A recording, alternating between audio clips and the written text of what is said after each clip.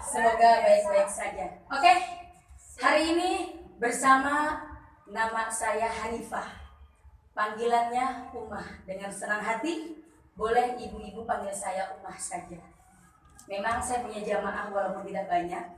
Saya kurang berkenan dipanggil ustazah, karena itu tempelan yang sangat berat menurut saya. Jadi panggil Umah saja supaya egaliter, tidak ada jeda, tidak ada tembok antara saya dengan jamaah. Baik, hari ini bersama Umah Hanifah Nayong. Pasti ibu ada yang tanya, Nayong itu siapa? Nayong itu adalah ibu saya sudah almarhumah. Beliau adalah inspirasi saya. Ya, jadi boleh ibu panggil saya Umah saja, bukannya Ibu Umah, tapi Umah. Karena umurnya Bu yang kedua masih 17 tahun. Baik, hari ini kita akan belajar public speaking mastery, rahasia sukses. If you can speak, you can influence. Ada yang tahu artinya? Apabila kalian bisa berbicara. Ada yang tahu artinya? Apabila kalian bisa berbicara, can influence. Ada yang tahu artinya? Dapat mempengaruhi. If you can influence, apabila kalian bisa mempengaruhi, you can be the winner. Maka kalian adalah pemenang. Ngomong-ngomong soal public speaking, apa sih public speaking? Kegiatan menyampaikan pesan berupa ide atau gagasan secara oral atau lisan. Public, mempublikasikan, menginformasikan, memberitahukan, menyampaikan kepada halayak ramai, kepada konstituen, kepada audiens, kepada pendengar, kepada mad'u, Jadi sebagai sarana, sebagai jembatan, kalau bahasa kasarnya sebagai calok. Bener gak?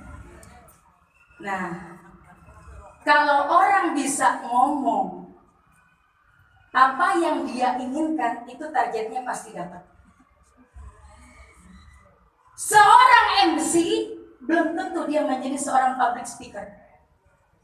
MC bagian daripada public speaking. Di antaranya adalah pidato, ceramah, khotib, apalagi MC, pengajar, guru, termasuk presentasi, pinter, apalagi moderator, apalagi marketing, pinter, penyiar radio, penyiar TV, apalagi host, apalagi pedagang. Ada yang jualan es, pakai public speaking. Jualan gado-gado, pakai public speaking. SPG. Termasuk kita kepada suami, pakai public speaking. Dengan siapapun. Nah, itu secara general. Jadi public speaking itu penting supaya apa yang kita inginkan tercapai dengan sesuai apa yang kita rencanakan. Kadang-kadang ibu pernah dengar nggak, ada orang ceramah, isinya bagus, tapi penyampaiannya tidak bagus. Ada sebaliknya, penyampaiannya bagus, isinya kurang berbobot. Begitu loh. Jadi kita sekarang ini pertama masalah dengan MC, bagaimana dengan nanti yang namanya teknik vokal, gitu ya. Oke. Apalagi yang dimaksud dengan public speaking? Ada yang tahu? Komunikasi. Bisa juga ibu sebagai, biasanya kalau di perusahaan itu sebagai PR. Dia menjembatani antara perusahaan dengan konstituen. Supaya apa? Perusahaannya selamat, perusahaannya untung, itu dibayar Bu. Iya. Kenapa? Termasuk reporter. Dulu Uma pernah bekerja di PT Bintang 5 Brata sebagai public relation. Jadi tugasnya adalah menjembatani antara perusahaan dengan konstituen. Biasanya perusahaan, contoh hal-hal yang kecil, kita sebagai jubir lah, katakan seperti itu. Seorang jubir itu, Bu, tentunya harus bisa menjembatani antara perusahaan dengan konstituen, presiden dengan masyarakatnya. Kan ada jubir ya, juru bicara gitu. Itu harus punya ilmu public speaking. Kalau nggak punya, nanti ngomongnya seenaknya, nanti orang salah kaprah. Jelas? Oke. Next. Faktor apakah yang menakutkan manusia? Nah, boleh dicatat. Yang pertama eskalator, itu ada 4,8%. Boleh pintunya ditutup biar aslinya bagus. Yang kedua elevator, tangga berjalan, itu berada di posisi 7,6%. Kemudian darkness, kegelapan, takut nggak dengan kegelapan? Itu berada di 7,6%. Kemudian menyetir mobil juga termasuk yang menakutkan manusia, ada di 8,8%. Dengan binatang yang namanya anjing, takut nggak? Nah, itu ada di 11,2%.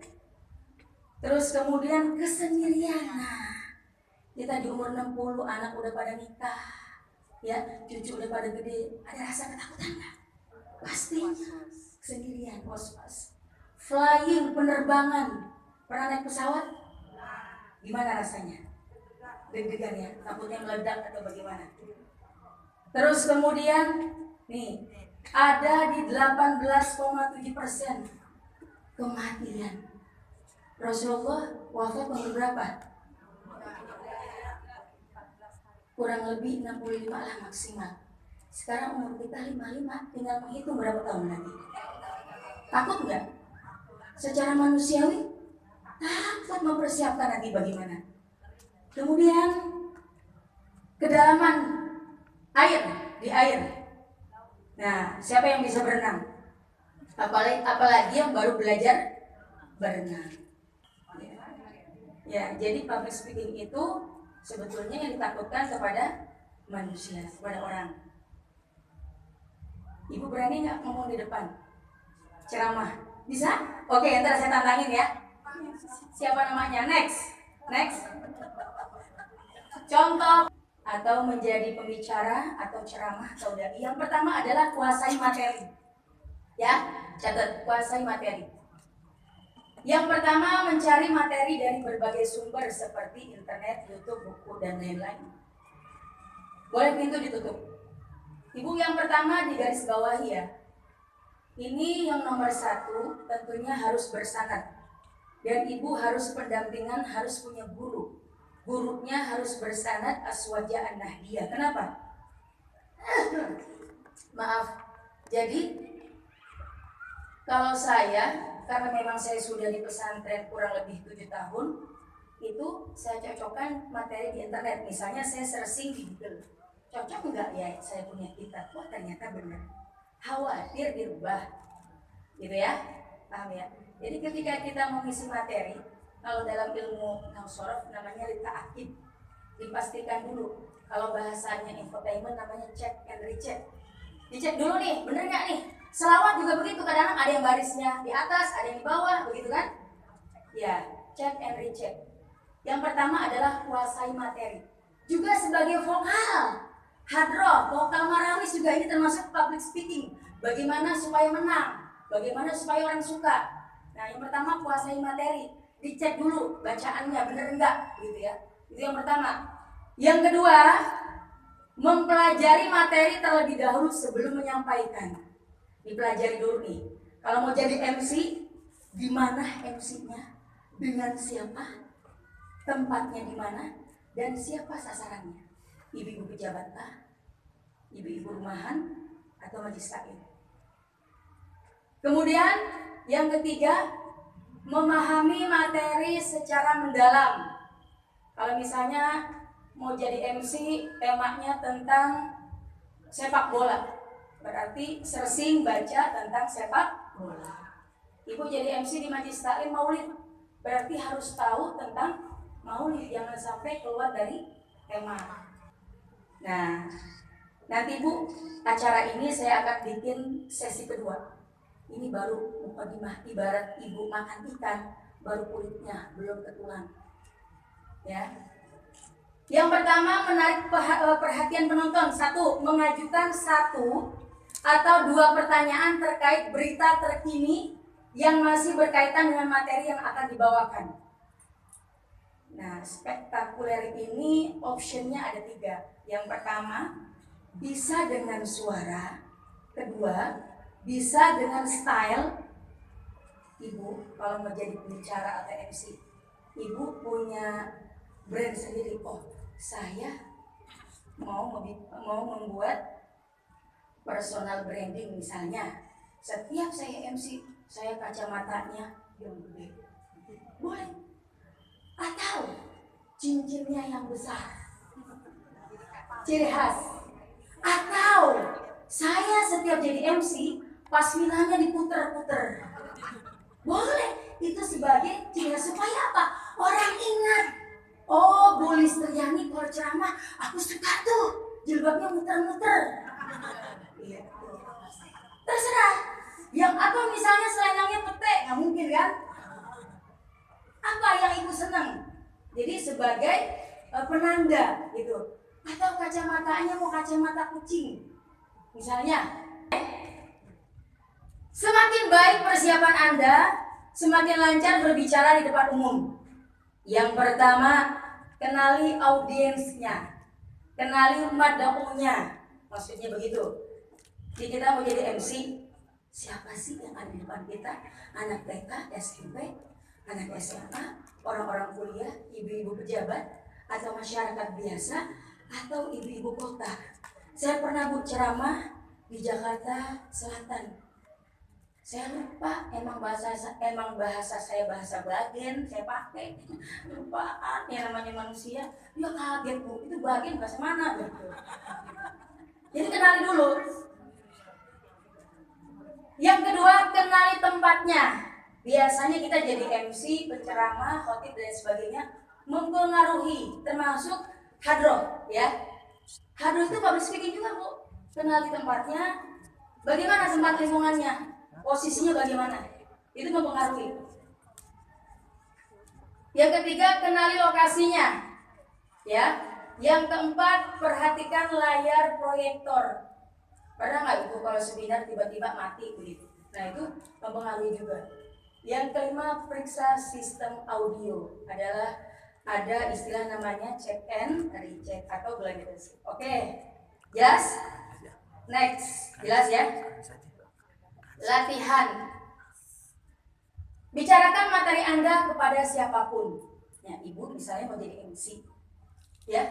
Ibu mau jadi MC atau penceramah, jadi 2 hari sebelum naik itu latihan, Bu. Latihan. Tanya sama anak, nak, ini mak dong nih. Assalamualaikum, gitu ya. Enak nggak? Atau saat tanya sama suami nggak apa-apa. Assalamualaikum pak, enak nggak? Iya, latihan. Orang terus latihan. Next. Berbicara setiap kali ada kesempatan. Sangat sedikit orang yang mau dan berani mengambil kesempatan berbicara. Apalagi orang timur, ada budaya aja. Sungkan. Itulah orang Indonesia ya, manggil tukang bakso aja mas ya, nggak pakai nama keren. Iya, sopan-sopan. Kesempatan yang sering kita temui misalnya memberikan sambutan mewakili orang tua murid pada acara wisuda anak. Kalau disuruh, udah maju aja, mau salam, mau ketok tenjol, udah naik aja. Gak usah malu, orang kita sendirian, latihan. Sedih gembiranya Anda atau serius tidaknya Anda dari ekspresi Anda, bukan dari kata-kata yang diucapkan. Jadi pokoknya latihannya pakai kaca. Dulu saya waktu di pondok pesantren, jangankan ini latihan makhorijul huruf itu sama ustazahnya suruh bawa kaca. Kata saya ini aneh banget gitu ya. Jadi dulu kalau di pondok pesantren di Darul Dakwah Jawa Timur Pasuruan, disuruh nyebut a, i, alif, ho, khi, hu, bah, begitu. Po, ti, tu, bok, sya, shi, syu, bash. Oh ada, ternyata itu pakai ilmu juga. Bikin konde aja pakai ilmu, ya nggak? Next, oke. Terus kemudian bicara selagi berkendara. Ini salah satu trik nih. Ibu sebagai MC atau penceramah, ini salah satu teknik yang efektif. Jadi latihan. Kalian punya mobil, ya. AC pasang AC sambil nunggu macet, latihan. Assalamualaikum warahmatullahi wabarakatuh. Diangkat boleh, kalau nggak malu. Hadirin yang sama-sama sambil direkam boleh. Ibu percaya nggak?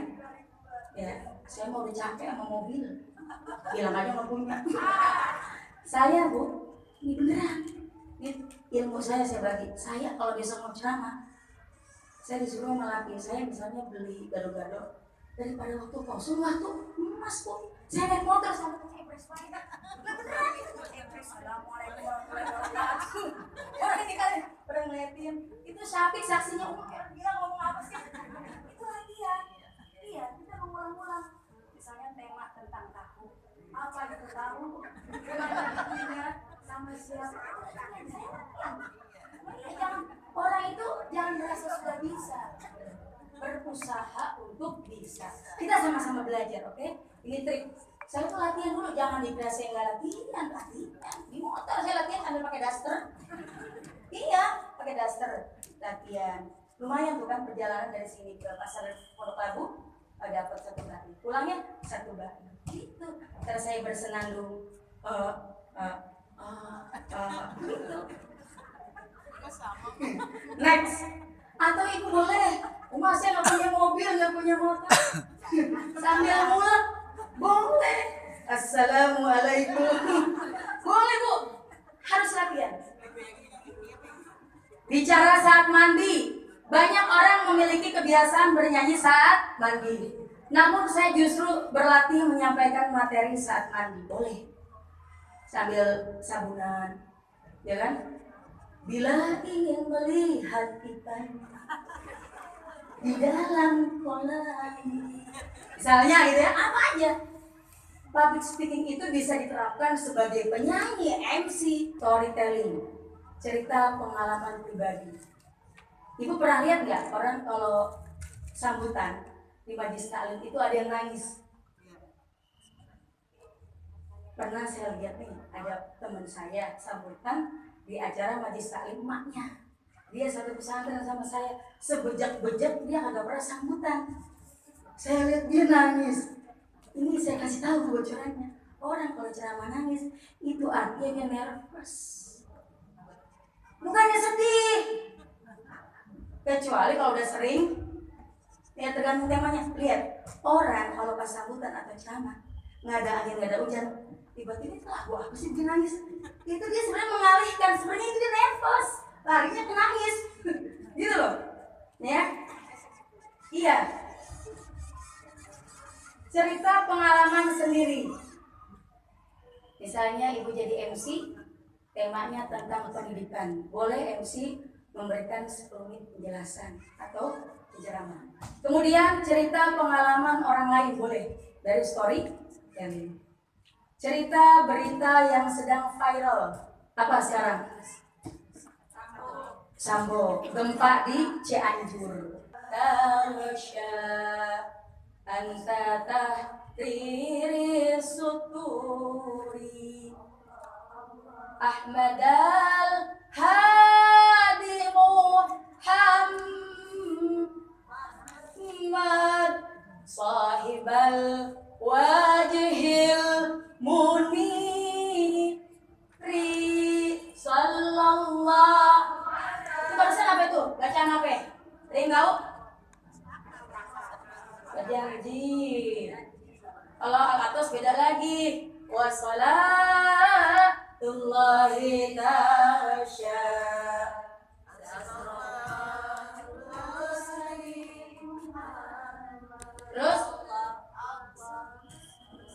Baik.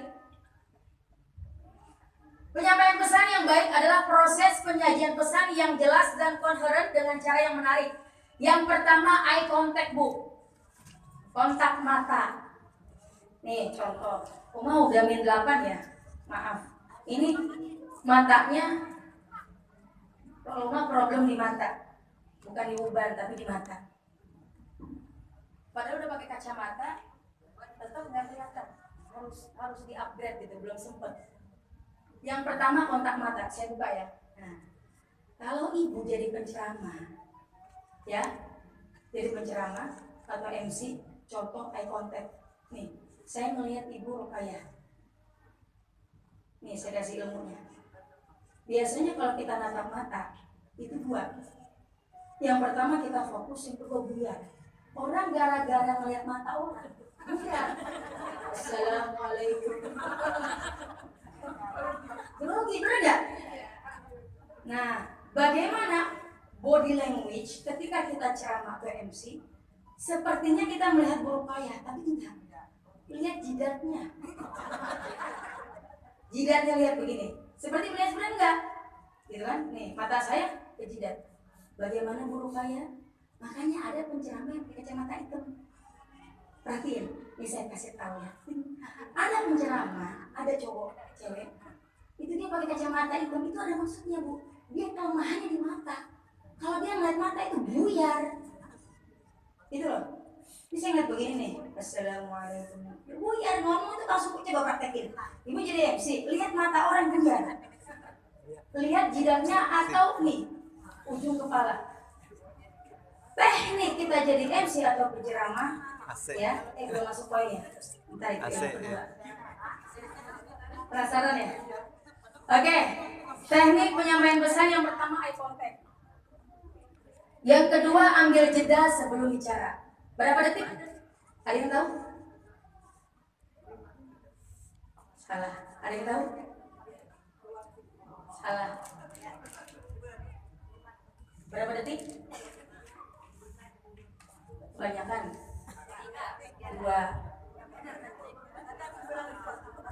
2 detik. Jadi gini. Selanjutnya tuk 2 bukan. 1 alif 2 harokat. Tajwid. 1 alif 2 harokat atau 2 ketukan. Jadi jeda dulu. Jadi kalau saya ngomong jeda 2 ketukan. Dalam hati tuk 2 itu orang mau mendengarkan secara psikologis. Ya. Kecuali ada emfasis ketika ibu menyampaikan, itu cepat boleh. Itu nanti Uma jelasin lagi di ilmu yang kedua ya. Hamdan wa syukran lillah amma ba'du rabbi syrah li sadri wa yassir li amri wahlul 'uqdatam bil lisani yafqahu qawli. Mata kita eye contact. Itu ada panah. Lihatin. Apalagi ditambah al-mukarram, beda loh Bu. Yang terhormat sama yang saya hormati itu beda. Yang Uma hormati Ustadzah Mardiani itu beda sama yang terhormat Ibu Mardiani, itu beda. Bukan intonasi artinya. Artinya ketika kita berbicara yang saya hormati, misalnya Ibu Listriani, misalnya, sama ketika kita bilang yang terhormat Ibu Listriani, beda apa sama? Kalimatnya aja beda, maksudnya ya beda, nggak sama. Contoh itu mah udah lama-lama amat. Next, ya Allah, ya Rahman, ya Rahim. Supaya orang lihat kita begini, wow, dan orang memaklumi kita dan kita nggak diomongin habis jadi MC atau berceramah.